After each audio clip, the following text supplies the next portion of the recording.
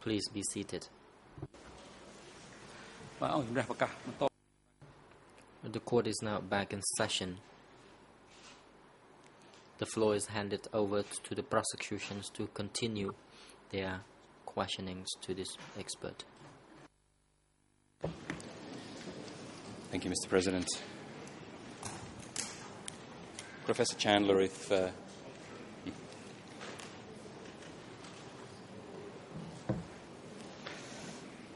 we could return briefly to that last point we discussed before the break, and if you could tell us if you've had a chance to review the relevant passages of your book.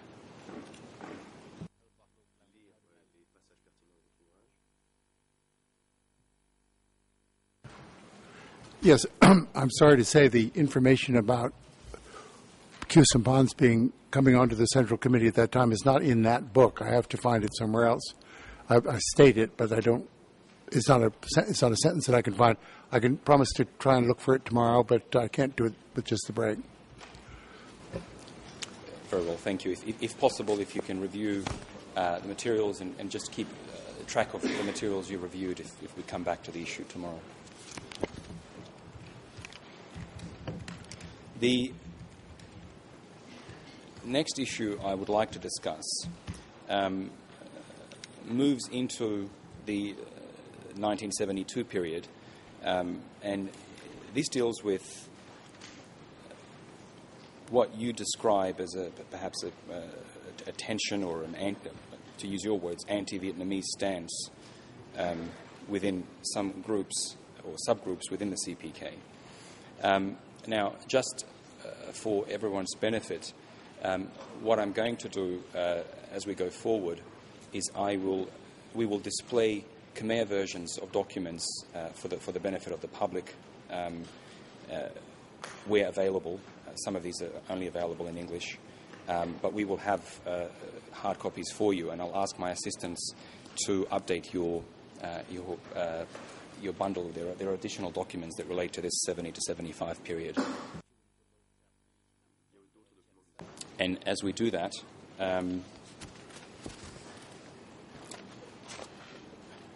what I want to focus on is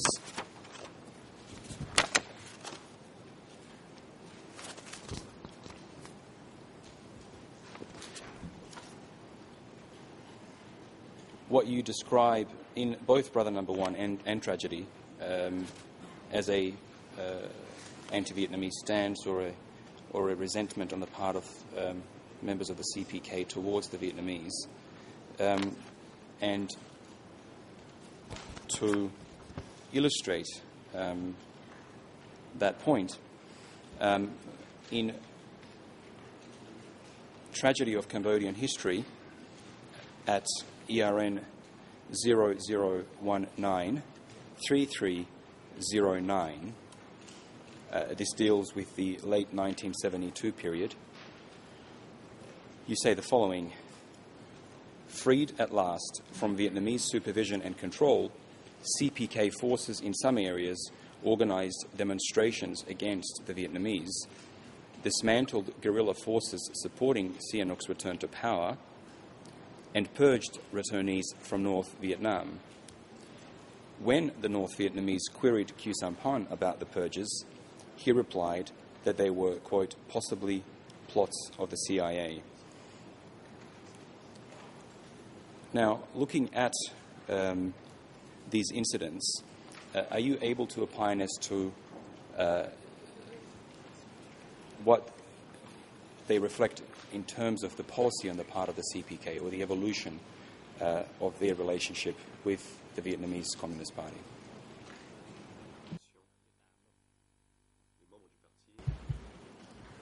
The withdrawal of Vietnamese troops from Cambodia was a part of the agreement reached between the North Vietnamese and the Americans, demanding the withdrawal of these troops from there. The ceasefire that took place in Vietnam at the same time and in Laos. Lon Nol agreed to the ceasefire. The Khmer Rouge did not.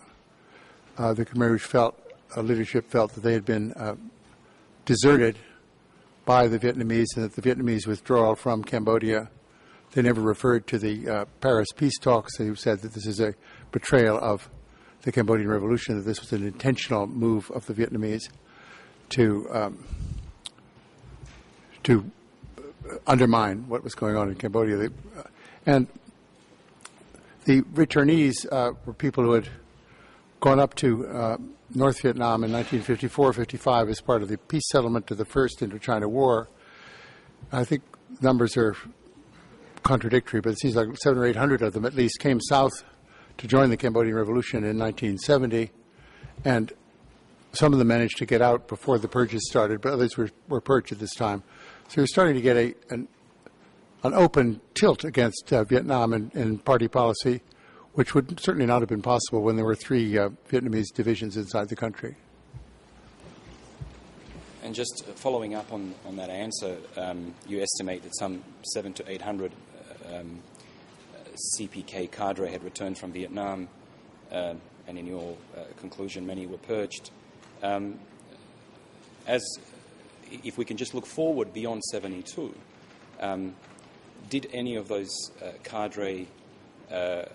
were any of those cadre appointed to positions of authority? In other words, were there any people in positions of authority later in the 1970s who had spent this time in Hanoi and were trained there?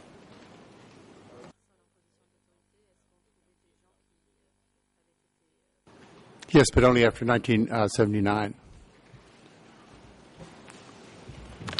And a small correction just to your wording. I want to make sure the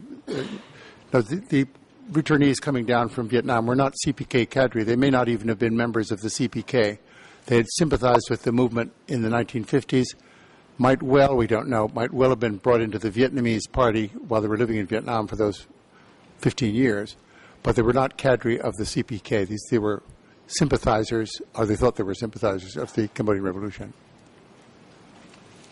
Thank you, and thank you for correcting my characterization of these groups.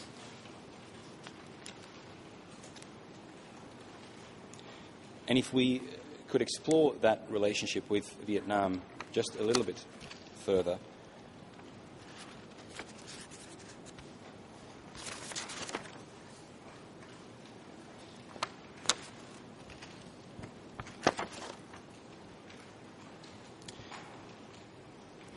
You say we're still on Tragedy of Cambodian History, which unfortunately is only available in English. ERN 0019302. That will be page 219, if that makes it easier, Professor. There's a brief passage here where you state, quote, "In public, Hu Yun was more discreet, and it was only in 1973, when nearly all the Vietnamese troops were gone, that CPK cadre began calling them the number one enemy. In 1988, Sarin recalled that Tarmok had urged listeners to, quote, destroy friend number 7 secretly where possible, end quote. And even Non Suon, in spite of perhaps because of his ICP experience, was anti-Vietnamese in private.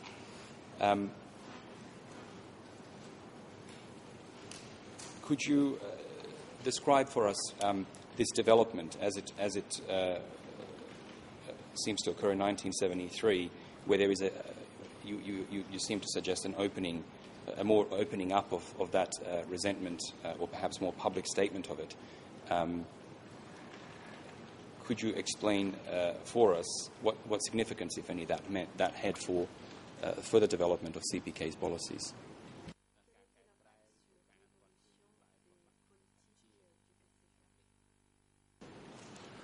I think what the significance of this page actually is that it reflects the findings of 2 young Cambodian schoolteachers who went out of Phnom Penh and to the revolutionary base and joined in 73, which was not in Ratnakiri at that time, and joined the Khmer Rouge movement and came away with lots of specific information of what they'd been told and said.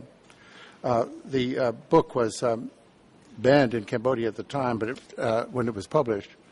But it seems to me to have represented an authentic effort by these two people to say what they'd encountered in the Khmer Rouge region.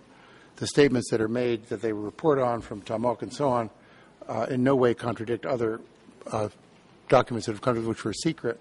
So I think it's significant. This is a kind of an opening up of evidence that widens our perspective on this particular period. And I was able to interview Sorin himself in California in 1988.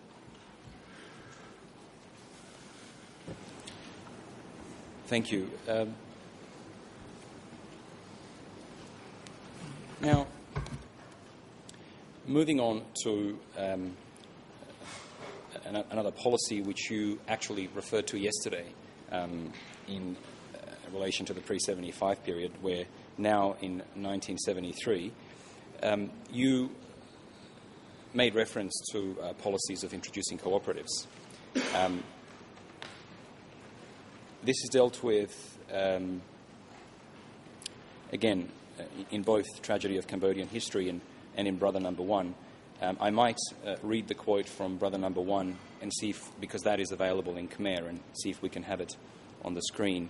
The English ERN for Brother Number 1 is 00393010.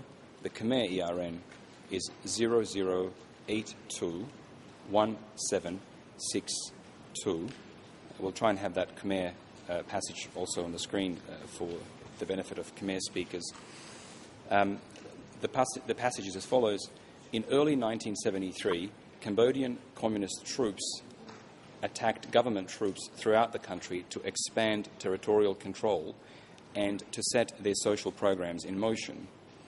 The process was closely monitored in the southwest. Measures adopted there included the introduction of cooperative farms, the forced movement of some of the population, the repression of Buddhism, the formation of youth groups whose members were taken from their families, the extirpation of folk culture, and the imposition of dress codes whereby everyone had to wear peasant work clothes, in brackets, black cotton pajamas, all the time. As a result of the harshness with which these policies were applied, more than 20,000 Cambodians sought asylum in South Vietnam. These policies probably flowed from decisions taken at the Salaf Sa 1971 study session. They certainly had his approval and were introduced nationally after April 1975 with more radical proposals, such as the abolition of money, markets and schools, and the evacuation of entire towns and cities. Before I ask you some questions, I'll indicate that in the Tragedy of Cambodian History, the relevant passage is at English ERN 00193309 to 10, where you date these developments to May 1973. Could you describe for the court how it was that these developments came into being, how they were promulgated, and what evidence is available of their implementation in practice through your research?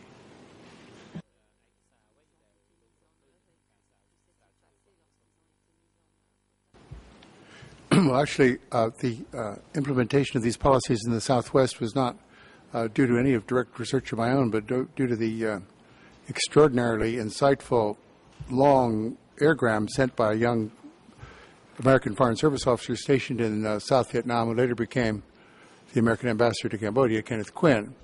He was working in Chau Doc on the border, very close to the border with Cambodia.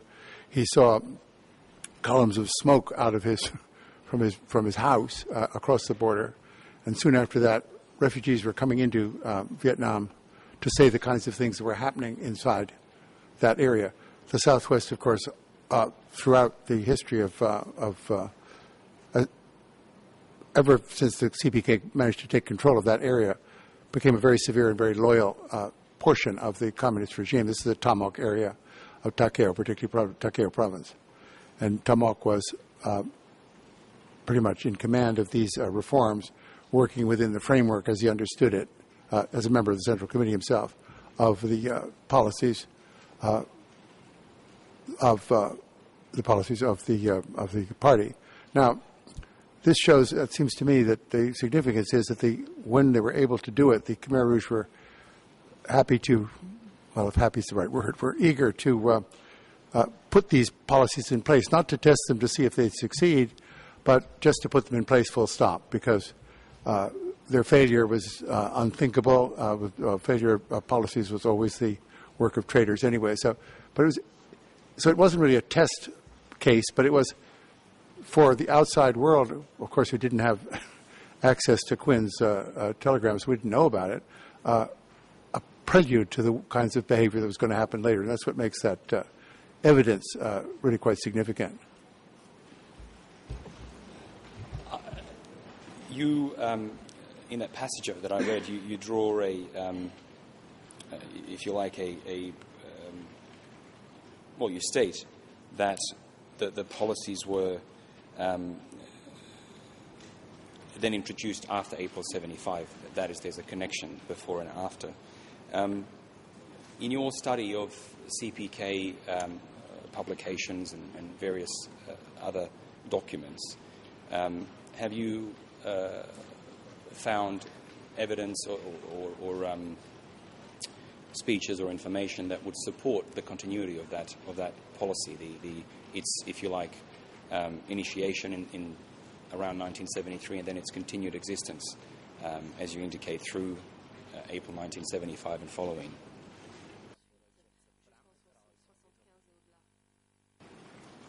The brief answer there has to be no, because I don't recall statements by the CPK later on of praising these activities in 73. I think such documents may well exist in revolutionary flag articles, but I can't cite them at this moment. They were certainly not unhappy with these procedures. Tamok was never disciplined at all for supervising these severe policies. Can you tell us, if you recall, perhaps more generally, whether these policies or alleged policies of forced collectivization and forced movement were discussed in the revolutionary flags from 75 to 79, and what is said about them?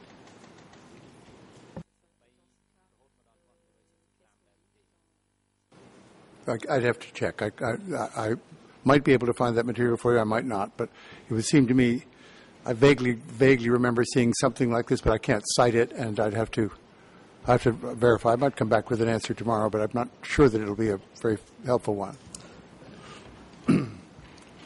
Thank you very much. We might encounter some of those documents as we go forward and see if you're able to assist us with them. Another set of events that you deal with in relation to the pre-1975 period is the emptying of urban areas, and you delve into this in a bit more detail in other passages that we'll look at.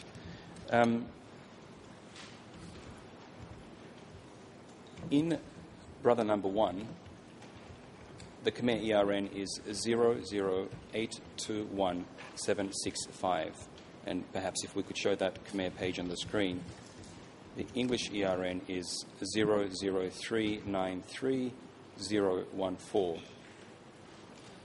Mr. President, with your permission, we'll show that Khmer page on the screen. And I will... Thank you. If the AV unit could assist us, I will begin to read. And I apologize if it is not particularly clear. We're looking at an entire page. The quote is as follows, and it relates to an assault on town of Kampong Cham. The assault on Kampong Cham was probably intended to sustain momentum. Vietnamese forces nearby did nothing to help. At one stage, communist troops penetrated within a few hundred meters of the center of town. When they withdrew, they rounded up several thousand local people to take with them, following a pattern of warfare that had been traditional in pre-colonial Southeast Asia, conforming to their own policy of drying up the enemy's population base, and foreshadowing what their armies would do in Phnom Penh and other republican towns and cities.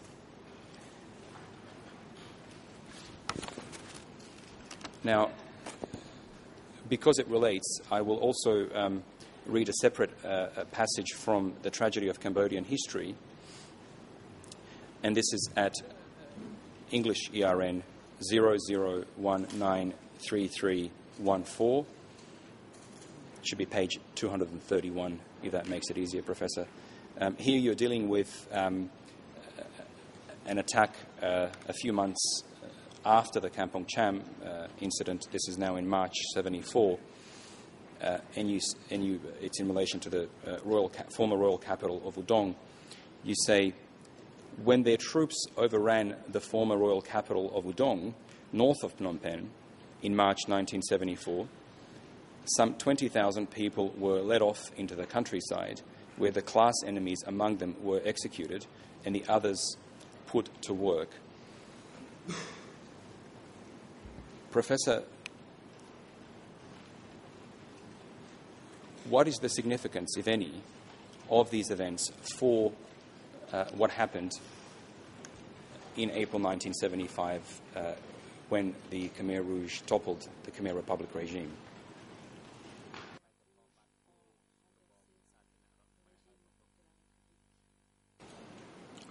Well, I think for an historian, the significance of these evacuations was to show, very unlike the first impressions people got, including myself in 1975, that the evacuation of the cities was unprecedented and so on. In 1975, it seemed to us, observers of Cambodia, that this was an unprecedented move. We now find from things that came to light after 1975, documents and so on, that this had been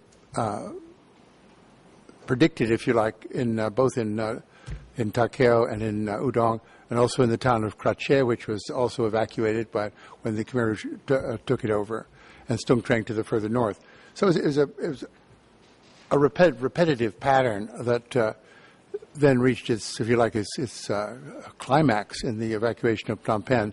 The evacuation of Battambang was, of course, just as severe, but it doesn't get into the public record quite as much. So, yeah, it was a consistent pattern. Thank you.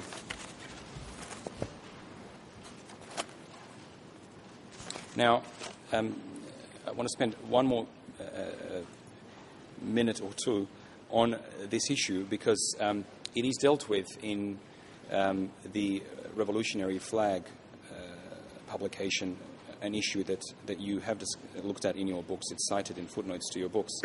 This is the special issue for December 1976 and January 1977. The document number is E3/25. The relevant ERN in Khmer is 00063039 to 40. In French, 0050449 to 50. And in English, 00491 Given that we have the Khmer version of this, we will place that on the screen. Professor, we have a hard copy, which I'll ask my assistants to pass to you. This is the Revolutionary Flag issue for December 1976 and January 1977. Now, given that the Khmer text will be on the screen, I will read some passages in English for everyone's benefit, for those who don't read Khmer. And it relates to some of these events. At point A on that page, attacking the enemy politically. Taking just one example, fighting to seize the people. Throughout the world, they never fought to seize the people. Our line was to fight to seize the people. 1, we took him. 2, we took them. 100, we took them. 1,000, we took them. And so on until we fought for and seized the people from Phnom Penh too. The line of drying up the people from the enemy was very correct. Now, then further down, The authors of this publication give 3 examples, which, or rather 2 examples, one of which we've considered. The first example is the fighting in Banam in 1973. The publication says, "We took everyone in Banam town, expelling the ethnic Vietnamese, the ethnic Chinese, the military, the police. We took everyone, drying up the people from the enemy." And then, finally, again, in the same document, continuing further down, an example that deals with Udong, which we just discussed. Quote, "We liberated Udong in 1974. We pulled out all the people. When they took it back, they had no forces." What I'm interested in these quotes, Professor Chandler, is the use of the phrase "seizing the people." Are you able to elaborate on what the party means by seizing the people, removing them from areas which are overrun by their forces?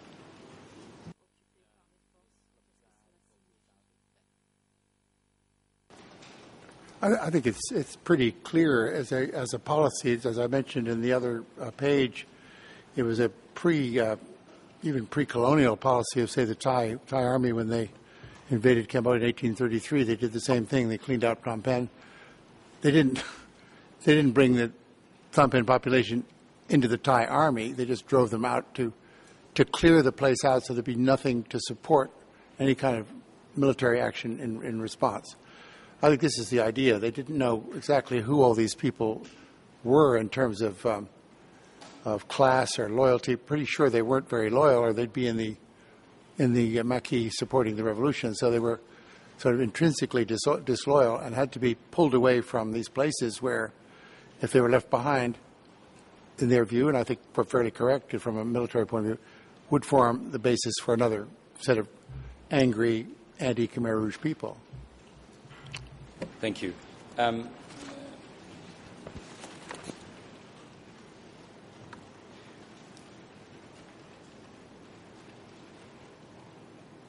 want to deal next with another policy. We touched earlier on the fate of cadre returning from Hanoi, and I'd like to consider briefly a policy which you discuss in Voices of S21. Now, we have this also in Khmer. The document number is D108/50/1.4.6. I think we have an objection.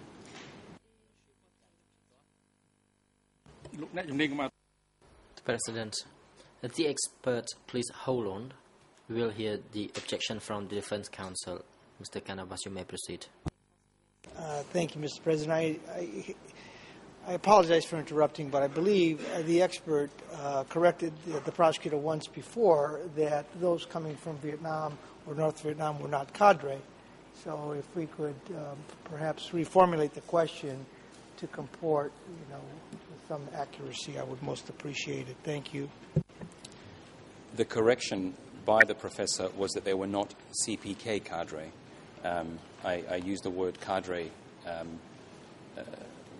in a more general sense now, but perhaps the professor can correct me when we ask him to answer the question, if that's appropriate, Mr. President.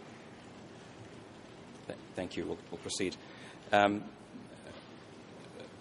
we were looking at Voices from S21. This is in Chapter 2. It is at pages 21 and 22.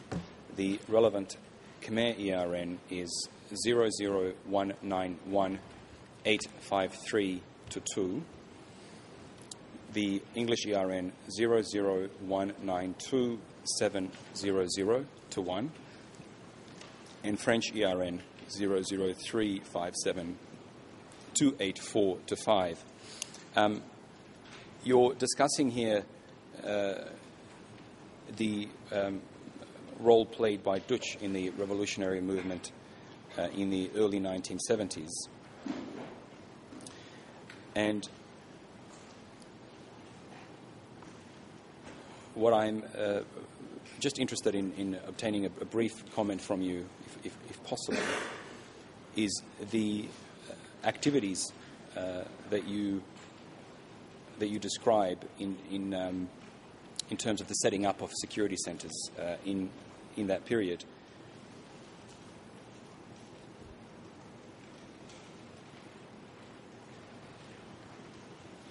Now, what you say, I'll read a brief passage, and what you say is the following. If we could have the Khmer on the screen for the benefit of Khmer readers. Dutch picked up his expertise in security matters as he went along. There is no evidence that he ever travelled abroad or received any training from foreign experts. He may well have developed his elaborate notions of treachery involving, quote, strings of traders between 1972 and 1973, when a secret operation was set up by the Khmer Rouge to purge the so-called Hanoi Khmers, Cambodians, who had come south in 1970 after years of self-imposed exile in North Vietnam, ostensibly to help the revolution. And then a little bit further down, you state, in relation to that campaign that you describe of the arrests and killings of Hanoi people, or people that had returned from Hanoi, quote, the campaign indeed foreshadowed the modus operandi of S-21. Now, I don't want you to expand on what appears to be speculation on how Dutch might have developed his elaborate notions of treachery. You indicate you didn't interview Dutch. So what I'm really interested in primarily is your comment that campaign indeed foreshadowed the modus operandi of S-21. If you could please expand on that conclusion.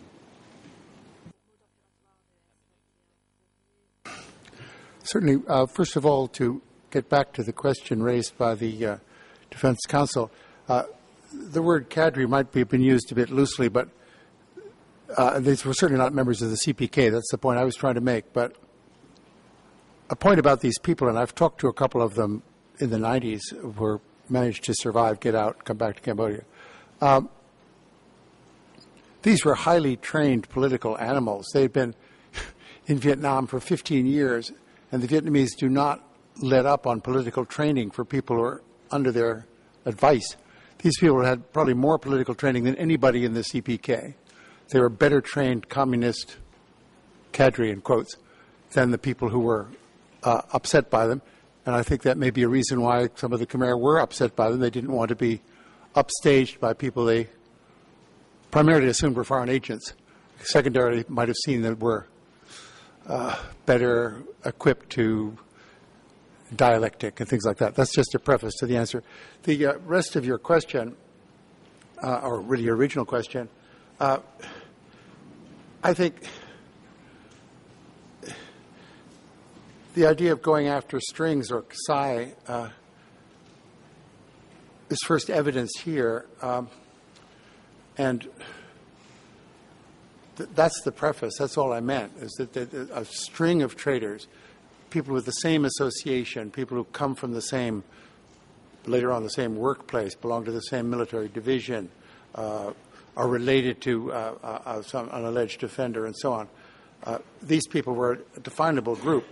And as I said before, happily for them, some of them, particularly the ones in the eastern part of the country, managed to scurry out of the country, you can say. I just assume that.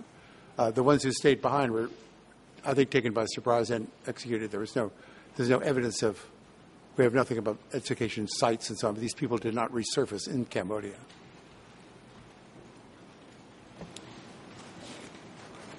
And just on that last comment, based on your research and study of this period, is it possible that these people were not purged but rather had simply relocated elsewhere? Is there evidence of what may have happened to them other than that they were targeted in these purges?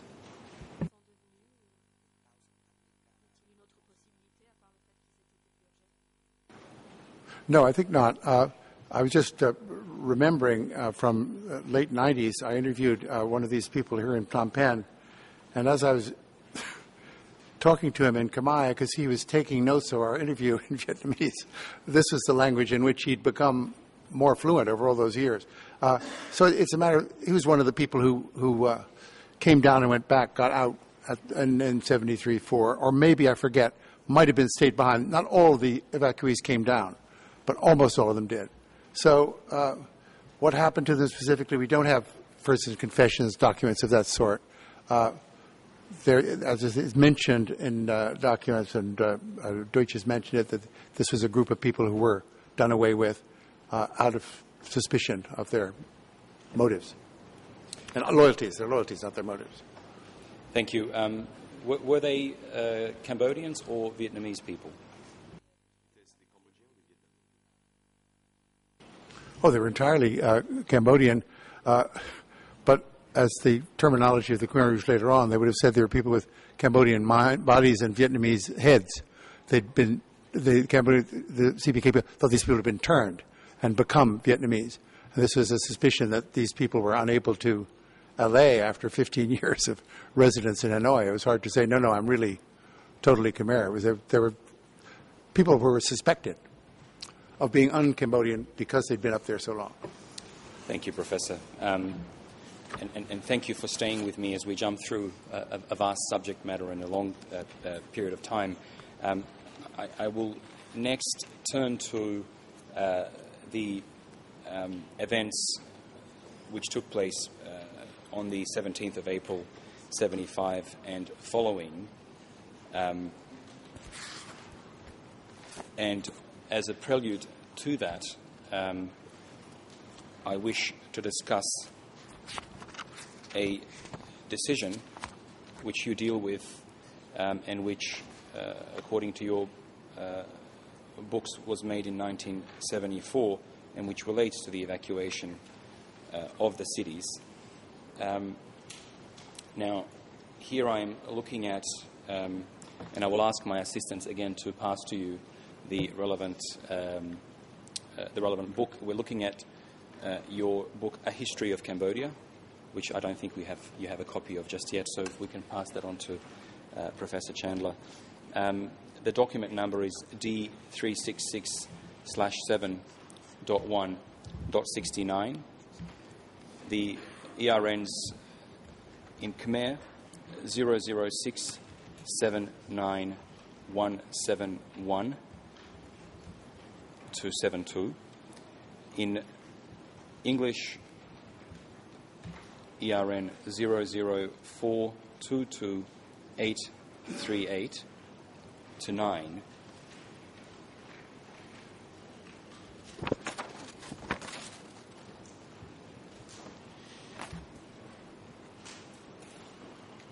Now, the passage that I wish to refer you to, Professor, reads as follows.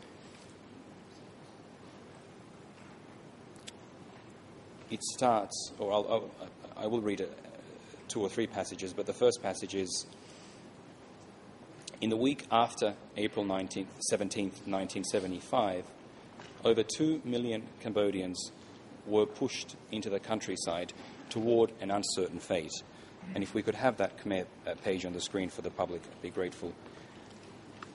A little bit further down, you say, quote, the evacuation shocked its victims as well as observers in other countries who had hoped that the new regime would try to govern through reconciliation. These men and women may have forgotten the ferocity with which the civil war had been fought by both sides. Still, other observers, more sympathetic to the idea of revolution, saw the evacuation of the cities as the only way in which Cambodia could grow enough food to survive, break down entrenched social hierarchies, and set its utopian strategies in motion. The next passage deals with the time of the making of this decision. Quote, the decision to evacuate the cities was made by the CPK's leaders shortly before the liberation of Phnom Penh, but it was a closely kept secret and took even some communist commanders by surprise. One reason for the decision was that the capital was genuinely short of food. Another was the difficulty of administering several million people who had in effect opposed the revolution. A third was that the CPK leaders were fearful for their own security. Perhaps the overriding reason, however, was the desire to assert the victory of the CPK, the dominance of the countryside over the cities, and the privileged position of the poor. Saloth Sa and his colleagues had not spent 7 years in the forest and 5 years fighting a civil war to take office as city councillors. They saw the cities as breeding grounds for counter-revolution, and their economic priorities were based on the transformation of Cambodian agriculture, especially on increasing the national production of rice. Professor, you deal with the decision in 1974, if we can take things in a chronological order. Would you be able to expand on us on your research into who that decision was made by, and perhaps when more specifically, if you recall?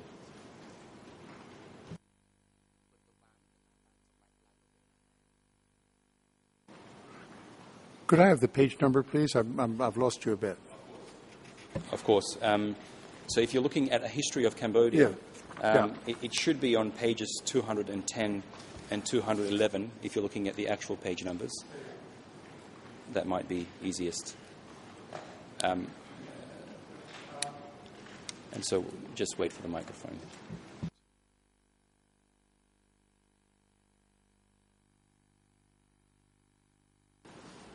I don't see where I said 1974. I think this decision was made in February 1975, but I didn't say it in this passage.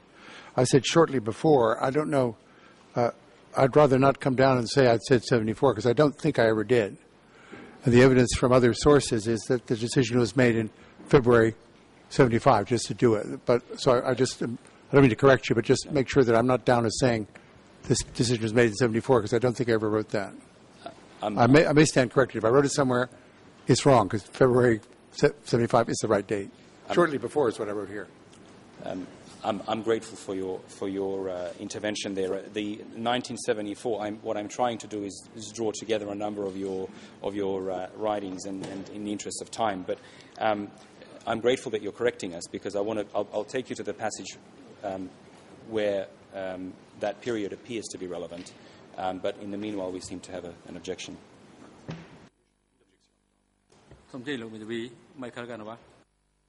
Counsel Michael Canavas, you may proceed. Thank you, Mr. President. I was listening quite well attentively to what was being read, and I was shocked that the prosecutor injected 1974, and I was waiting to hear what the professor would say. Now it seems that what the prosecution is intending to do is read and then incorporate from elsewhere into his question. This puts us at a disadvantage. I understand that they have some problems with time, but we need to go step by step. So if they're going to be referring to a particular document, read that document. I would respectfully request that the prosecutor be instructed to simply ask the question based on the document that's being shown, not some other document that perhaps they're trying to correlate the information into the question. Thank you. Mr. President, I'm certainly not trying to mislead the professor. My use of that year is based on in fact, his other book. And perhaps to avoid any confusion, I can read that other passage, and clearly the professor is able to opine. He has already indicated that he thought 1974 may not be the right time. So, with your leave, I would simply read another passage from another book where that year comes up.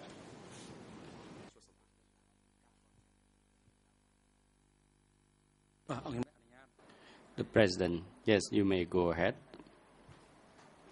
But I would also like to once again remind the expert witness to slow down for the record. because if you speak too fast or you may use the channel simultaneously, the interpreter may not get your message across clearly. Mr. Kung Samon. With your permission, Mr. President, I know that you have already granted leave to the prosecution to read out the passage from a book, but which book is it really? Thank you, Counsel. That was going to be my next point. The book that I was referring to is Brother Number One. We've already looked at it a number of times. It is E3/17. The passage which deals with the decision to evacuate the cities and which discusses events in 1974 is at Khmer ERN 00821-768, English ERN 00393-016. That should be at page 102 of the English version, Professor, if you have it. It's Brother Number One. I think you may be holding a different book, or you've been able to find it. Thank you. And the page, if we are able to show the Khmer version on the screen, I'll be grateful. This is what is said on that page.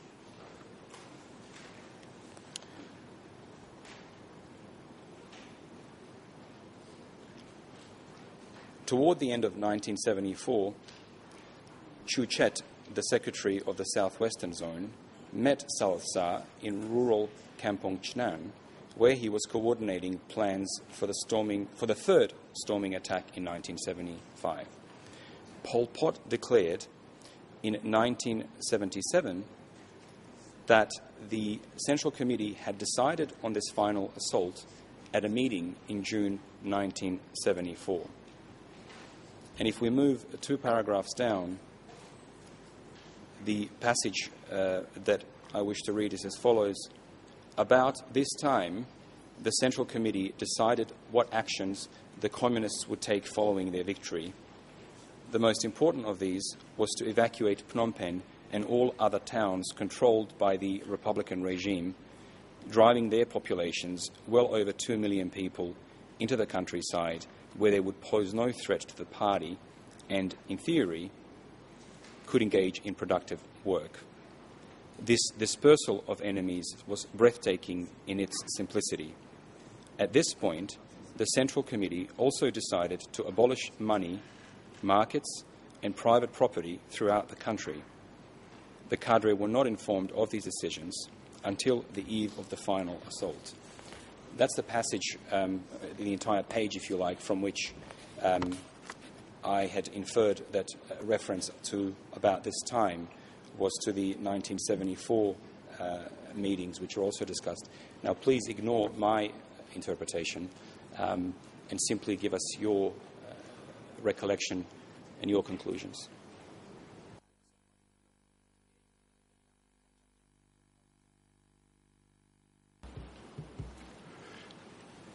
Yeah, I don't say specifically that the Central Committee meeting was held in any time in 1974. I know, in fact, it was February 1975. I probably should have said that in that book that I wrote 20 years ago, but I didn't. We know now that's when it was. When I said about that time, it may well have been that at the time I was writing the book, I didn't have a month and year. I had the decision, an undated decision made. February 75 isn't far from December 74, so about that time. But I don't want, I'm agreeing here with the Defense Counsel, I don't want to give the idea that there was a 74 decision described in anything I've written, because I don't think there was one. I think the decision was early 75, and I think that's part of the public record. There's many sources tell you about that. Thank you. Thank you for clarifying that.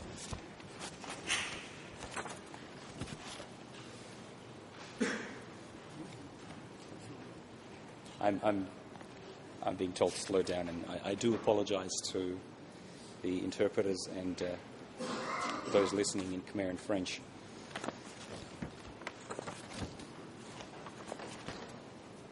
Now that we've dealt with the timing of the decision, I wish to come back to what you described as the overriding reason for the decision, it being, quote, the desire to assert the victory of the CPK, the dominance of the countryside over the cities, and the privileged position of the poor. Could you explain what you meant in that passage?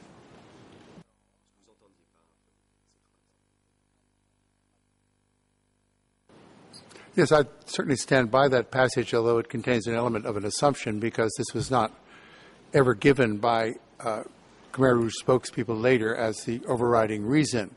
When they were approached by outsiders, they often came up with other reasons, which I think were also valid. There was a bunch of reasons. I'm not saying that the shortage of food was bad or the fear of an American attack was. There's lots of ones that were mentioned. But it seems to me the speed with which they went at this evacuation, the failure to ever regret any aspects of the evacuation by any spokespeople during the regime. Later on, you have people saying, oh, that was a terrible thing to happen. Nothing was, if it was said at the time, it was said in private. And this is one of the things that Khieu Samphan has said in some. I objected, but it didn't get anywhere. But we never read about any kind of difference of opinion. So it struck me that, yeah, I mean, the people in the cities were by definition enemies of the people, with the capital P, the people who were fighting to liberate Cambodia from feudalism and imperialism, which were located in the eyes of the leaders of the CPK and many ordinary Khmer too, I think, in the cities. The cities were where the bad things were happening. People were told, for example, that the American bombers were based in Phnom Penh. People didn't know about Guam and Satahip in Thailand. Oh, they were coming out of Phnom Penh to bomb their own people in 73, they were told. So the anger, the level of anger can't be exaggerated. The level of triumphal feeling that they had, in quotes, defeated the Americans is what they said they'd done. All these things combined to give me that to have me produce a sentence that this was the overriding thing was just the momentum of the victory included this eventually quite cruel procedure, but they didn't. They never looked back. I think the cities never became, oh gosh, we made a mistake. The cities really were a source of great potential. They were a source of labor, of labor for them, agricultural labor, not expertise, bourgeois activities, and so on.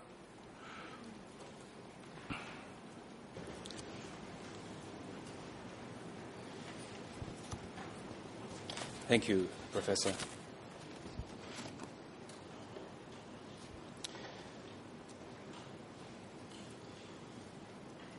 Now, you indicated just then that these urban people were seen as a source of labour. So, I'd like to move on to your treatment of the issue of urban people and how, in your conclusions, they were classified and treated. The first passage that I wish to read is again from Brother Number 1, E3/17. This is at Khmer ERN 00821-666.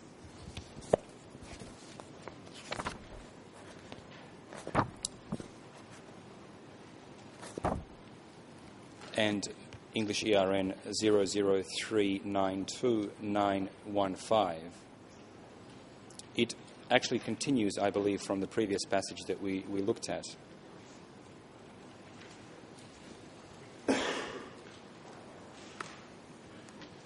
And this is only a brief section I wish to read. When they asked questions of the heavily armed young soldiers who accompanied them, they were told to obey the, quote, revolutionary organization, end quote, in brackets, Angkar Padavat, which would act as their, quote, mother and father. The evacuees were called New People or April 17 people because they had joined the revolution so late. Residents of the countryside were known as base people and were treated less harshly than the others. Before I ask for your explanation of these passages, I want to also refer to another related passage. This is in The Tragedy of Cambodian History, at page 242 of the original, and again we only have an English version, so the English ERN is 00193325.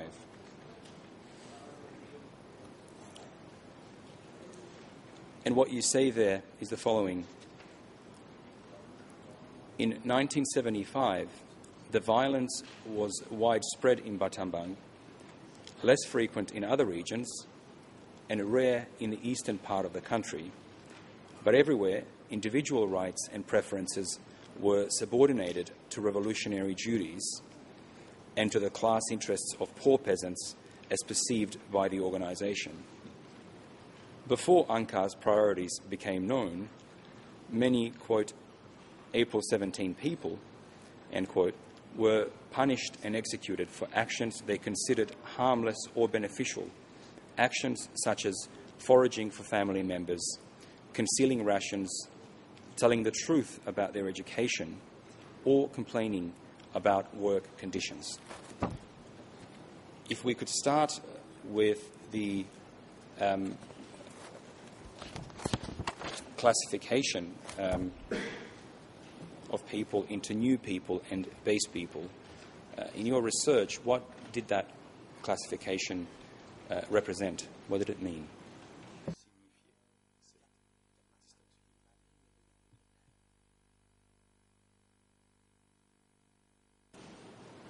I think quite easily it was a way of defining the Cambodian population in terms of us and them.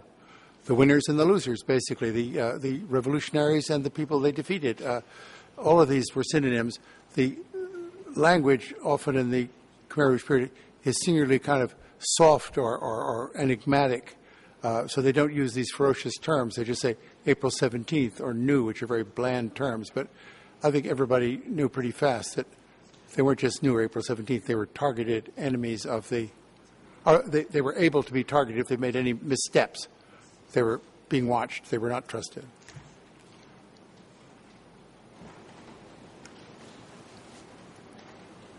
And again, if we look at some of the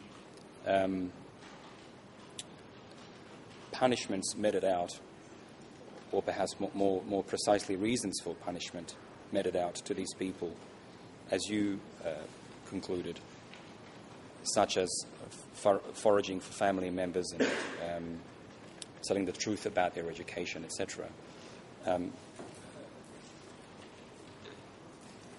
Does this emanate from any policy in particular or any direction that the party is taking?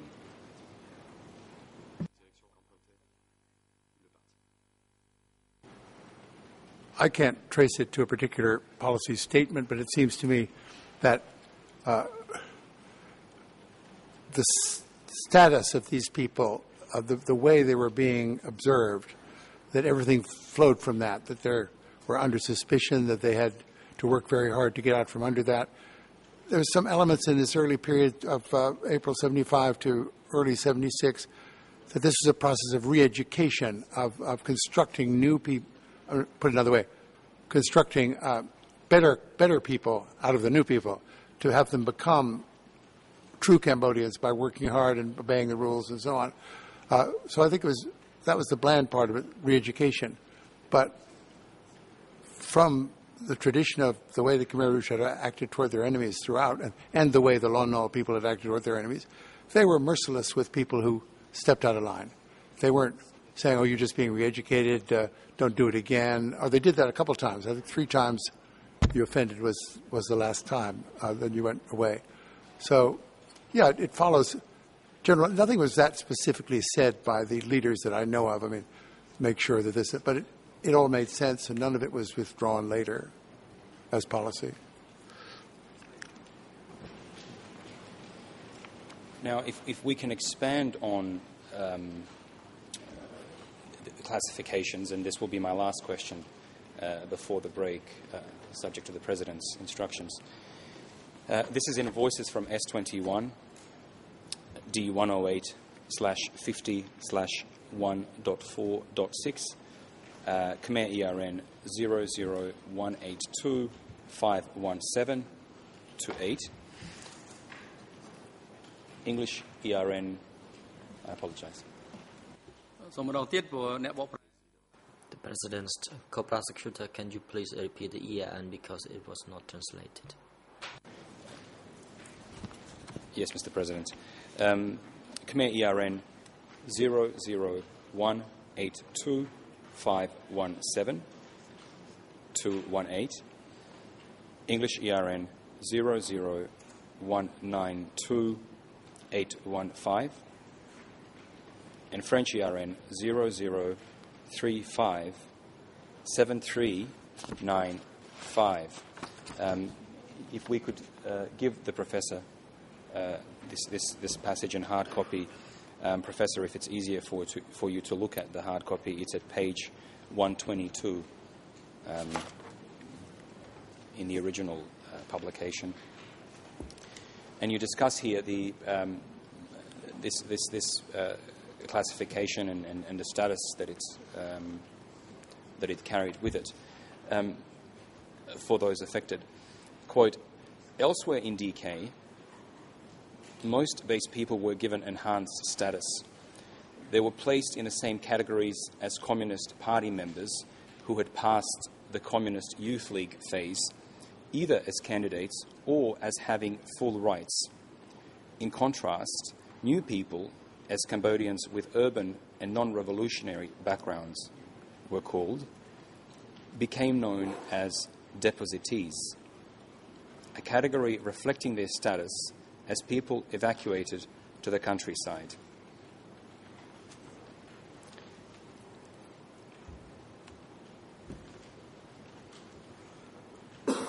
In so far as you're referring to a classification into three groups. Would you care to expand on the reasons for the creation of the depositee group and what it meant for those that were in the group?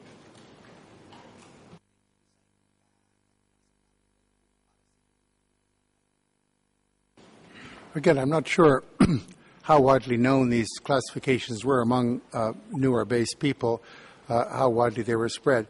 I think the purpose seems fairly obvious. It's to, again, separate the clean Cambodians from the dirty Cambodians, and the dirty ones are the ones who have been sent out, exiled, panyao.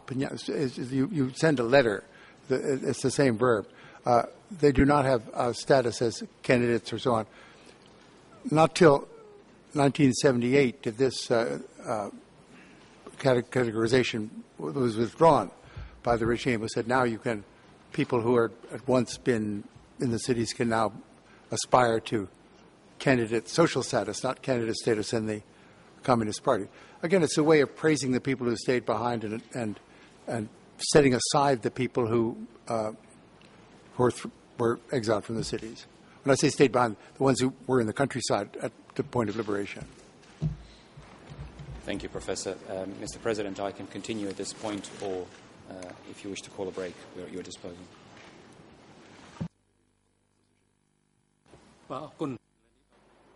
Thank you. It is now appropriate for us to adjourn for this morning session.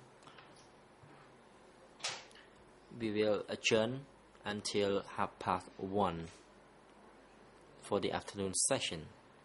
Court officer is now instructed to accommodate the expert during the lunch break and return him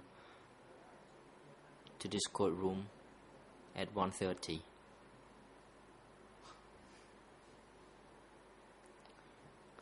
Just International Counsel for Mr. Nunchi, you may proceed. Thank you, Mr. President.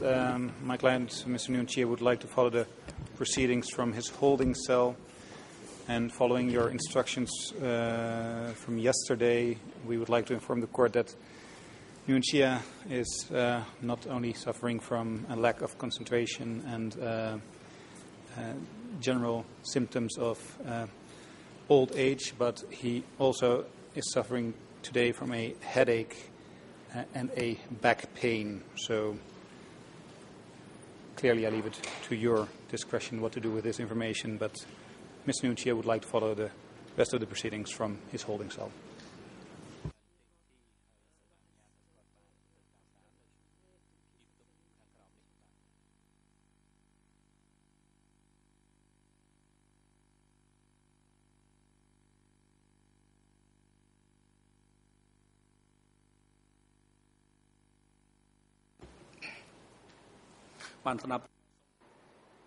Having heard the request of Mr. Nguyen Chia made through his counsel to follow the proceeding remotely through audiovisual means for this afternoon session, Mr. Nguyen Chia requests that he waive his rights to be present in this courtroom, citing his